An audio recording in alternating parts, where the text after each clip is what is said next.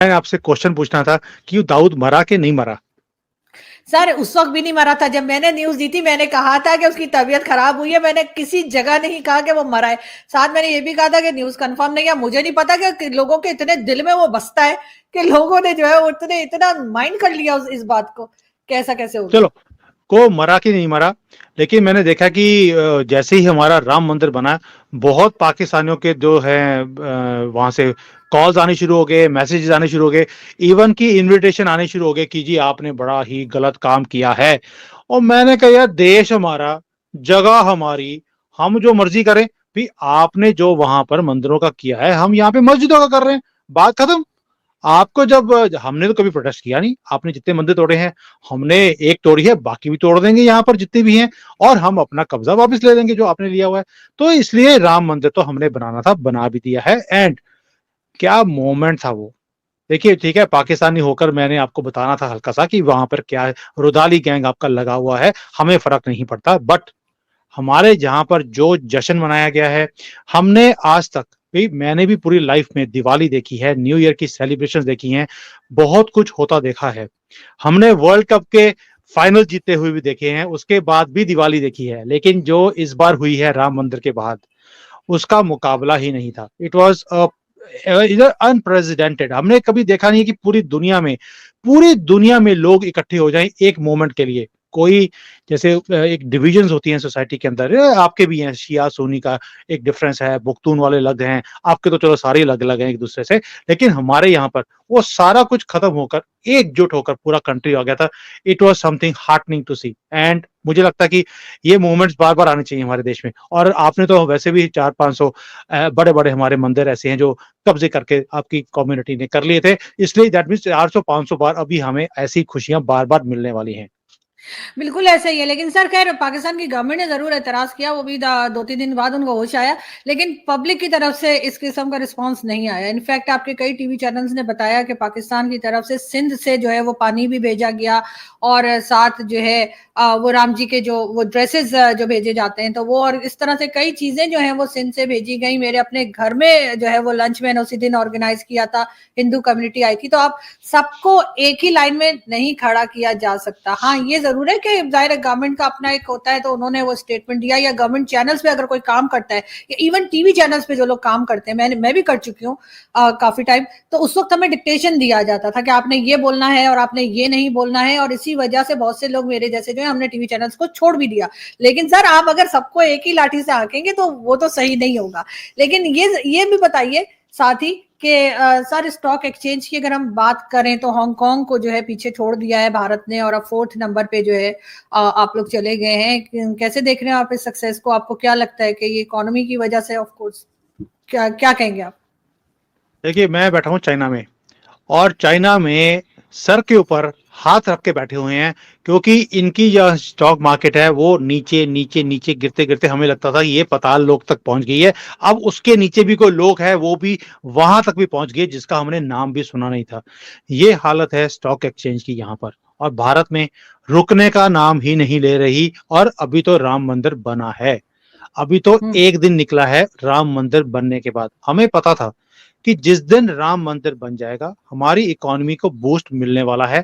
Reason being, हमारी सनातन की एक अपनी पॉलिसी है एक इकोनॉमी को चलाने के लिए। ये सनातन इकोनॉमिक्स है, ये काम करेगी और इसके बाद ये ऊंचाइयों पे छूती जाएगी। हमारी जितनी भी कंपनीज हैं उसका भी जो मार्केट के अंदर परफॉर्मेंस है बढ़ता जा रहा है, प्रॉफिट्स बढ़ रहे हैं। इकोनॉमी बढ़ेगी तो कंपनी के माल भी बिकेगा, प्रॉफिट भी बिकेंगे, और प्रॉफिट भी बढ़ेंगे, उससे स्टॉक मार्केट भी बढ़ने वाली है। हांगकांग के अंदर मातम है कि भाई हमने इतनी देर अपनी पोजीशन को बना के रखा, ये भारत कहाँ से आ गया नीचे से, एक बंदर क्या बन गया, आपने हमारी स्टॉक मार्केट ही पीछे कर दी। मैं बार बार लास्ट ईयर बोल रहा था 2023 में कि दुनिया बोलती है कि हम 2028 में 3rd लार्जेस्ट इकोनॉमी बनेंगे। मी आई एम अ इकोनॉमिस्ट, मैं जानता हूँ चीजों को कैसे नंबर्स की गेम होती है। मैंने लास्ट ईयर बोला था और आपके शो के ऊपर भी बोला था कि अगले साल तक, दिसंबर 2024 तक हम 3rd लार्जेस्ट बन जाएंगे। मेरा अपना पूरा अनुमान है, हम बहुत ज्यादा पीछे नहीं है।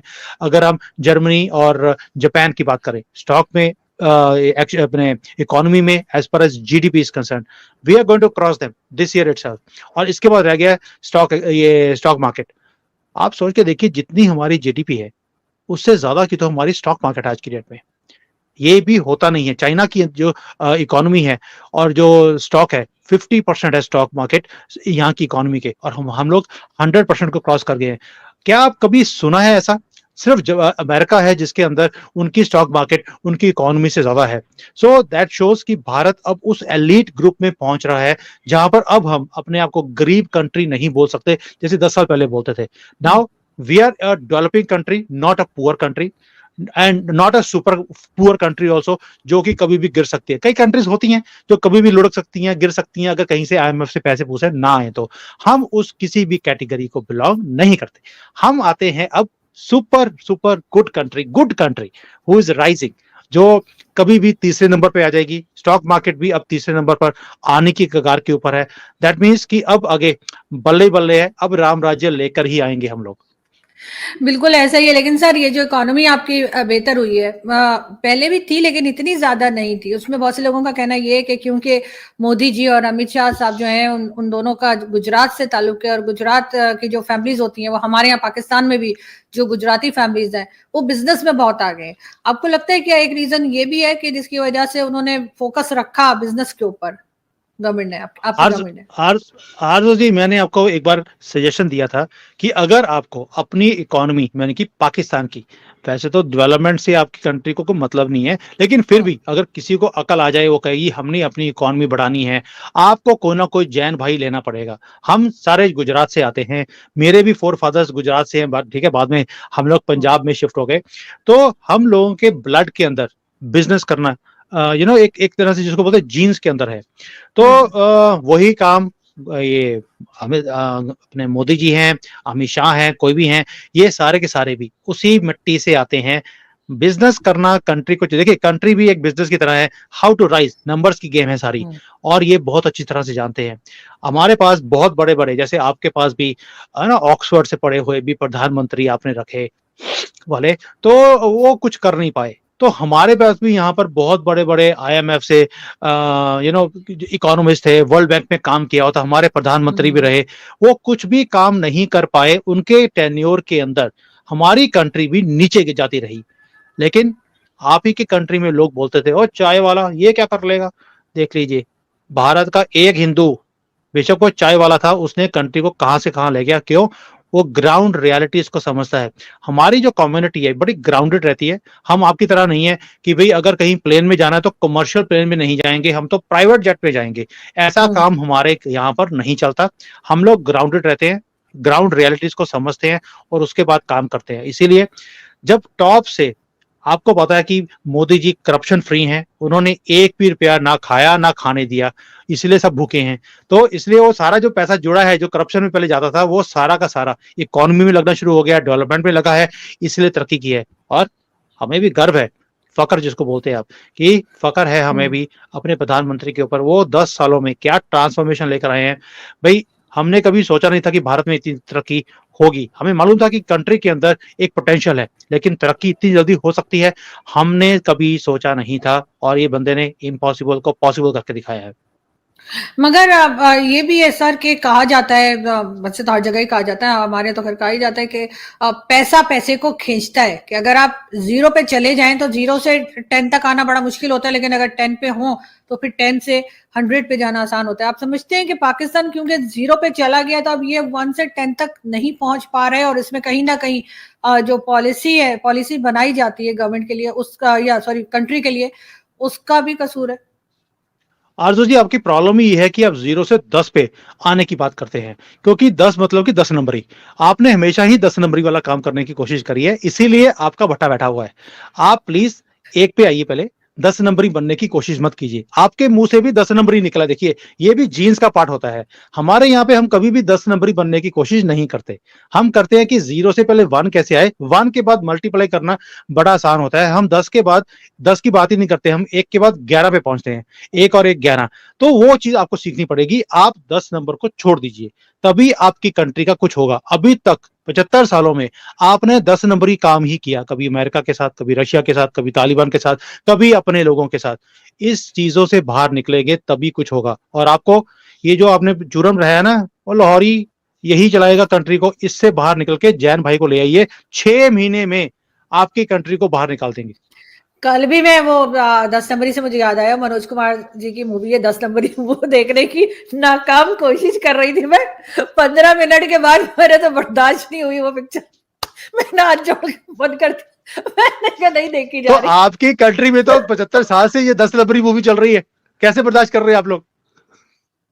आपको एक ही काम कर रहा है, हमारा आदमी इमरान खान जिसने 100 करोड़ रुपए लिए थे हमारे से, उसको वापस ले आइए, आपकी कंट्री को कहीं से कहीं ले जाएगा। हाँ, ऐसा बिल्कुल है, हो भी सकता है, लेकिन इलेक्शंस होने जा रहे हैं सर दोनों कंट्रीज में, और हमारे यहाँ तो नेक्स्ट मंथ का बताया जा रहा है। अभी तक लोग शक कर रहे हैं कि पता नहीं होगा अभी कि नहीं होगा। हर दूसरे दिन इंटरनेट स्लो कर देते हैं, मैं तो ट्विटर पे लिख भी देती हूँ आज कौन मर गया। तो वो मैं ये पूछ रही थी कि अब क्या भी इलेक्शन होने वाला है, मोदी जी भी शेरवानी सिलवा रहे हैं, क्या आपको लग रहा है कि जो अपोजिशन पार्टी है उसको कितना टफ टाइम मिलने वाला है भारत में? नहीं, मुझे लगता है कि जैसे बांग्लादेश में इलेक्शन हुए थे, हमारी ऑपोजिशन को चाहिए कि उनसे कुछ सीख लें और अपने आप को विड्रॉ कर लें। That is the best thing which can do, कि भी हमने लड़ना ही नहीं है, हम तो 29 में लड़ेंगे। इस बार आप खुद ही अपने आप को डिक्लेयर कर दीजिए कि सारी की सारी जो सीटें हैं आपने जीत ली, वही सबसे बढ़िया होगा। क्योंकि इस बार मुझे लगता नहीं है कि ऑपोजिशन को कोई भी मौका मिलने वाला है। ये गंद भी डालने की कोशिश करें तो भी कुछ नहीं होने वाला। People are not going to stand with them. क्यों? अब हमने एक चीज को टेस्ट कर लिया है, शेर के खून को, दांत को खून लग गया है, तो भारतीयों के अब दांत को खून लग गया है कि स्टॉक मार्केट राइज, कंट्री की जीडीपी राइज, डेवलपमेंट पूरी हो रही है। भाई आपके जो कई लोग हैं जो पाकिस्तान से भारत में आए हुए हैं, अभी भी चक्कर लगा रहे हैं, सेमिनार्स कर रहे हैं, वो हक्के बक्के रह जाते हैं कि कहीं कहीं जगह पर तो ऐसा लगता है कि आप किसी फॉरेन कंट्री में है, वेस्टर्न वर्ल्ड में है, इतनी तरक्की है। और हमने कहीं जगह पर तो जो हमारा इंफ्रास्ट्रक्चर है वो वेस्टर्न वर्ल्ड से भी बेटर है, बिकॉज नया है। वेस्टर्न वर्ल्ड में तो अभी 3-4-30 साल 40 साल पुराना इंफ्रास्ट्रक्चर हो गया है, हमारा लेटेस्ट है। इसलिए वो सारे के सारे जो जिसको बोलते हैं कि मॉडर्न टेक्निक के साथ बना हुआ है, हर फैसिलिटी है। So we are surpassing in certain areas, certain countries also. So ये चीज है जिसका जिसका टेस्ट हमें मिल गया है, लग गया है, खून लग गया है, अब इसको हम छोड़ने वाले नहीं है। जय हिंद दोस्तों, स्वागत है आप सभी का हमारे चैनल पर। दोस्तों, इस वक्त पूरा देश श्री राम की भक्ति में डूबा हुआ है। सोमवार को राम मंदिर की प्राण प्रतिष्ठा हो गई। उसके बाद जो वहां पर भक्त लोगों को जाने का सिलसिला है वो लगातार जारी है और लगातार वहां पर भीड़ बढ़ती जा रही है। और इसको लेकर प्रधानमंत्री समेत योगी आदित्यनाथ, जो कि उत्तर प्रदेश के मुख्यमंत्री हैं, जैसा कि आप जानते हैं, उन्होंने लोगों से अपील की है कि आप धीरे धीरे कर जाएं, एकदम से भीड़ वहां पर ना बढ़ाएं। लोगों का क्या कहना है कमेंट करके बताएं। चैनल पर अगर नए हैं तो चैनल को सब्सक्राइब जरूर करें।